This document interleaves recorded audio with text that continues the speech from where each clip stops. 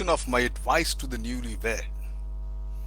Today I'll tell you, when a wife is not happy in her husband's arm, the marriage, however much they enjoy and admire each other, is not likely to be success or happy at all to either of the partner. And there is no way of knowing how many marriages are haunted by what is commonly called, my friend, frigidity. I shall talk today and share my views on the real cause of frigidity. Frigidity. Frigidity it always causes unhappiness, my friend. Whatever the reason of the frigidity may be, most of the psychologists and the doctors and the authors, they say, and I totally agree with them, that 90% of so-called frigidity is psychological. It's got nothing to do with physical. Simply having just a little more of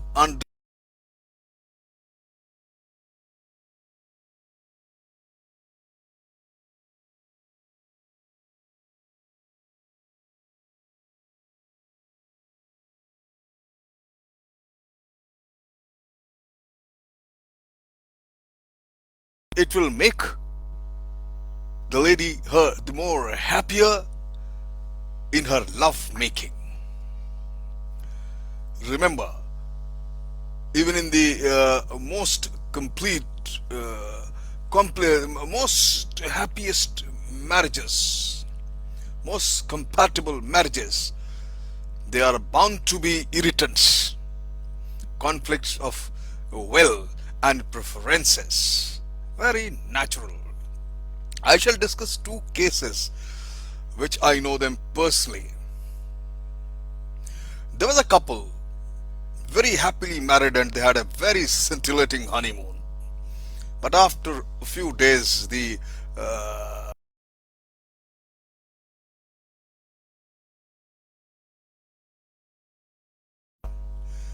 and during normal course of interaction, after a few days, I realized that they did the marketing together.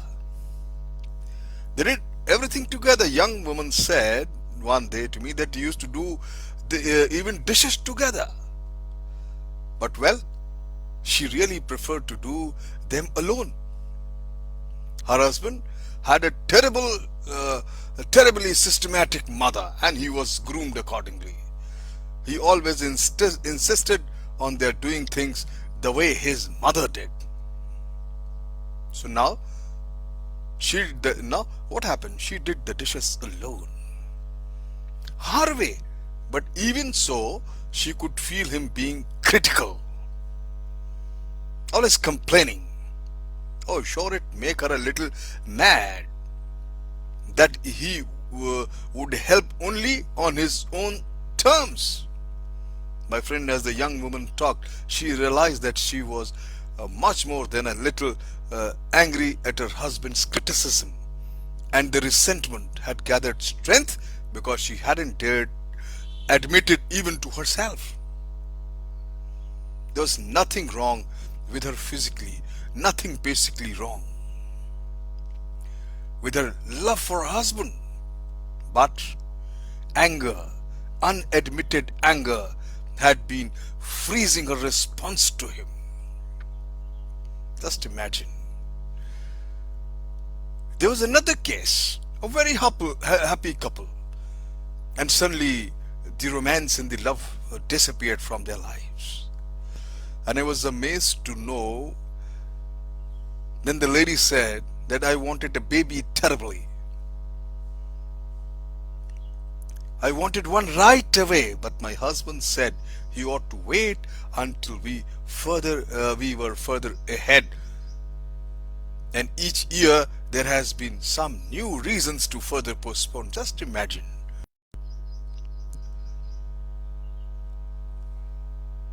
She said, I don't think, she said, I don't think he wants me to have a baby, and sometimes almost even hate for him, all feelings dead for him, and it's got a cascading effect in her personal life, and including the love life. Hadn't she ever told him? I asked him.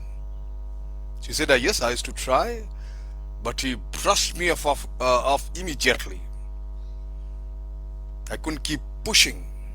It's easy to see how a woman who felt denied the basic reason for love making would finally resent the love making itself. But it is also easy to see how a man preoccupied with success might not even guess what was wrong on his wife's, what was going on in his wife's mind if she never really told him. My friend, understanding anger, acknowledging it, and finding a way to express it are the first steps towards freeing oneself of it. The cause of the resentment or anger is not usually pinpointed so easily, my friends. Many wives today find the role of a wife and mother less fulfilling than they had hoped. They want desperately to be good wives and mothers. They are troubled by the feelings that this role is at the same time too much and not enough.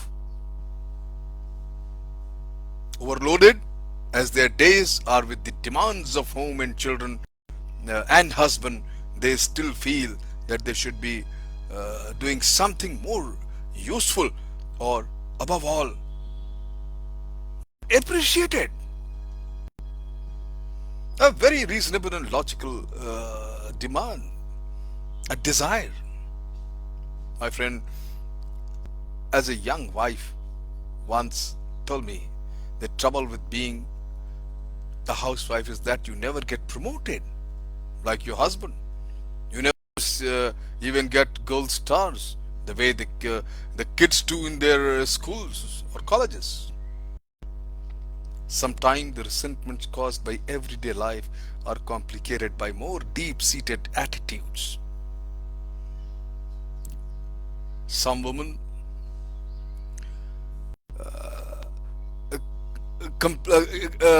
complain these things to the husband, but to no avail.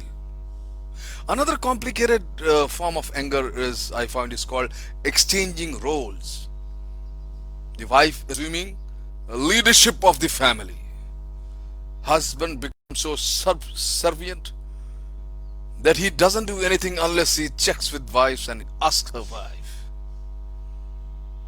Husband done nothing at all unless he has a permission of the lady. And even to the kids, he had one single line to repeat: go and ask your mom, ask your mother.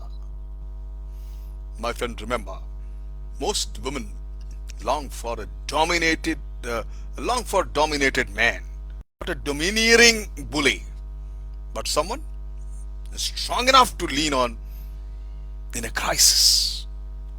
They don't want another lady's company mollycoddling her all the time. So, repressed anger,